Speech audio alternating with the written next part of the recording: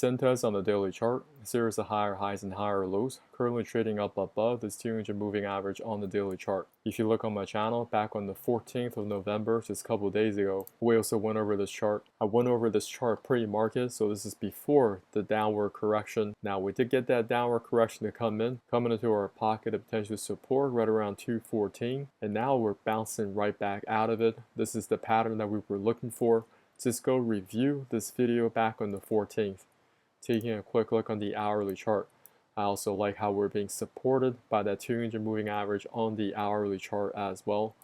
Now on the 15-minute time frame, we did get a trigger to go long, where the 8 moving average crosses against the 34 back to the upside. What you can do here, not financial advice, consider physicising going long or add to more of your Cintas position, but you still need to set your stop loss below this pivot low, just in case if it goes against you, just take your stop loss and move on to the next chart. Hi everyone, John here.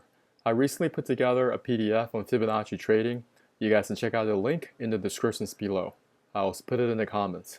Have you subscribed to our YouTube channel? We go over setups in cryptocurrencies as well as US equities to help you grow your account. Subscribe now and hit that notification button. We look to hearing from you in the comments area.